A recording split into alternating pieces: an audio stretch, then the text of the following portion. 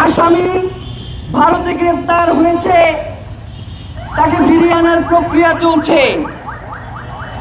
1 মাস পরে জিজ্ঞেস করলেও বলেন সেই প্রক্রিয়া চলছে।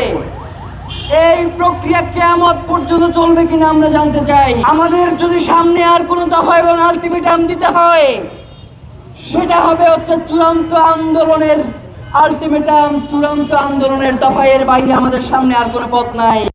বাংলাদেশ সরকারের প্রধানমন্ত্রী তারেক রহমান তিনি রামিসা হত্যার বিচার কার্য সম্পাদন করবার জন্য 1 মাস সময় বেঁধে দিয়েছেন। এই জন্য আমরা তাকে ধন্যবাদ জানাই।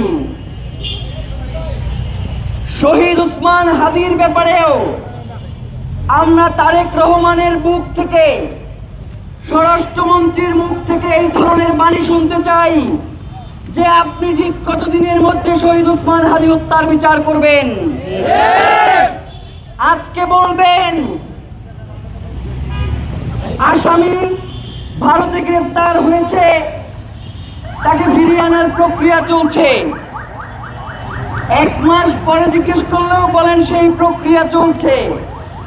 এই প্রক্রিয়া কিয়ামত পর্যন্ত চলবে কিনা আমরা জানতে চাই। প্রিয় ভাইয়েরা, শহীদ ওসমান হাদি তিনি বাংলাদেশের স্বাধীনতা সার্বভৌমত্ব রক্ষার জন্য জীবন দিয়েছেন। সুতরাং তার বিচার কার্য নিয়ে যারা তালবাহানা করবে, আমরা মনে করব তারা বাংলাদেশের স্বাধীনতা সার্বভৌমত্বের শত্রু।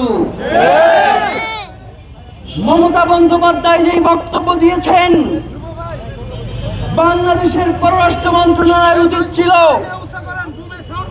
সেই বক্তব্য আমলে নিয়ে এরপরে সত্য মিথ্যা কি সেটা উদ্ঘাটন করবার। কিন্তু পররাষ্ট্র মন্ত্রণালয়ের মাননীয় প্রতিমন্ত্রী তিনি বললেন যে হারা প্রার্থীর কোনো কথা আমরা আমলে নিচ্ছি না। তোমরা তো যেইটা ক্ষমতায় আসছো বাংলাদেশে, তোমাদের কথা আমরা আমলে নিতে চাই। তোমরা কতদিনের মধ্যে শহীদ ওসমান হাদি হত্যার বিচার করবা? শহীদ ওসমান হাদি হত্যার বিচারের দাবিতে আমরা নিজেদের পক্ষ থেকে আর কোনো দফা দেব না। এখন আলটিমেটাম দিবে সরকার, এখন দফা দিবে সরকার। আমাদের দফা এবং আলটিমেটাম দেওয়া শেষ। আমাদের যদি সামনে আর কোনো দফা এবং আলটিমেটাম দিতে হয়, সেটা হবে চূড়ান্ত আন্দোলনের আলটিমেটাম, চূড়ান্ত আন্দোলনের দফা। এর বাইরে আমাদের সামনে আর কোনো পথ নাই। এখন পর্যন্ত এই আসামিকে, এই খুনিকে কারা জামিন করিয়েছে, কেন জামিন করিয়েছে, সেই ব্যাপারে কোনো কথা আমরা শুনতে পাই না। এখন পর্যন্ত এই খুনের সাথে আর কারা কারা জড়িত রয়েছে সেই ব্যাপারে সরকারের পক্ষ থেকে কোনো আশ্বাসের বাণী আমরা শুনতে পাই না।